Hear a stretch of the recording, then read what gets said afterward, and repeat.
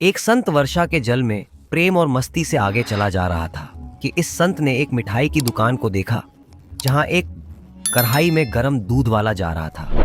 तो मौसम के हिसाब से दूसरी कढ़ाई में गर्मा गर्म जलेबियां तैयार हो रही थी। साधु कुछ क्षणों के लिए वहां रुक गया। शायद भूख का एहसास हो रहा था या मौसम का असर था। साधु हलवाई की भट्टी को बड़े गौर से देखने लगा। संत कुछ खाना चाहते थे लेकिन संत के पास पैसे नहीं थे। लेकिन नेक दिल हलवाई ने एक प्याला गरम दूध और कुछ जलेबियां साधु को दे दी। साधु ने गरम जलेबियां गरम दूध के साथ खाए और फिर हाथों को ऊपर की ओर उठाकर हलवाई के लिए प्रार्थना की और फिर आगे चल दिया। और साधु मस्ती में बारिश के पानी के छींटे उड़ाता चला जा रहा था। वह इस बात से बेखबर था कि एक युवा नवविवाहित जोरा भी वर्षा के जल से बचता बचाता उसके पीछे चला आ रहा था। एक बार इस मस्त संत ने बारिश के पानी में जोर से लात मारी। बारिश का पानी उड़ता हुआ पीछे आने वाली युवती के कपड़े को भिगो गया और उस युवती के कीमती कपड़े कीचड़ से लथपथ हो गए। उसके युवा पति से ये बात बर्दाश्त नहीं हुई और एक जोरदार थप्पड़ संत के चेहरे पर जड़ दिया।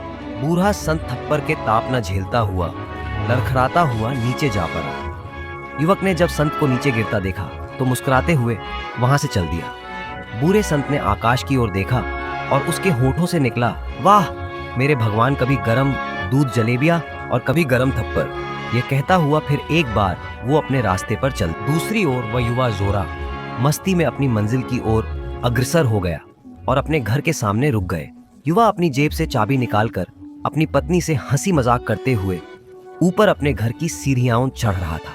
बारिश के कारण सीढ़ियों पर फिसलन हो गई थी और अचानक युवा का पैर फिसल गया और वो सीढ़ियों से नीचे गिरने लगा। महिला ने बहुत जोर से शोर मचाकर लोगों का ध्यान अपने पति की ओर आकर्षित करने लगी, जिसकी वजह से काफी लोग तुरंत सहायता के लिए उसके पति की ओर लपके। लेकिन तब तक देर हो चुकी थी। युवक का सिर फट गया था और कुछ ही देर में ज्यादा खून बह जाने के कारण उसके प्राण पखेरु उड़ेड़ी गए।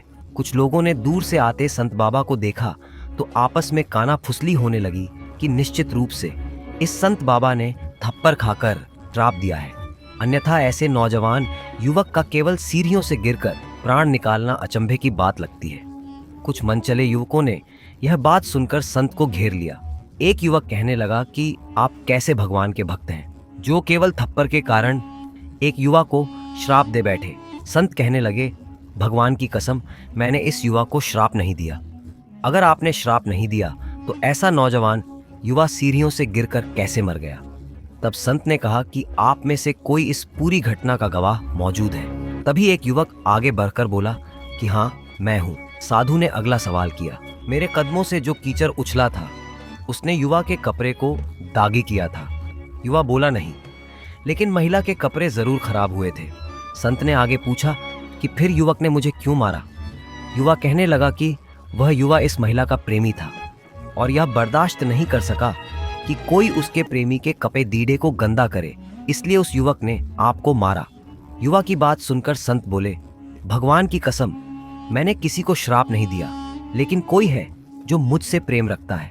अगर उसका यार सहन नहीं कर सका तो मेरे यार को कैसे बर्दाश्त होगा कि कोई मुझे मारे?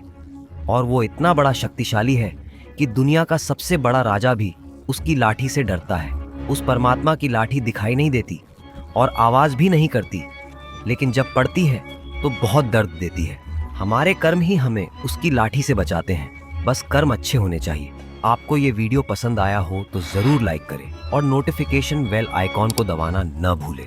हमारे चैनल अनसुनी कहानी को सब्सक्राइब जरूर करें। तब तक के लिए राधे राधे।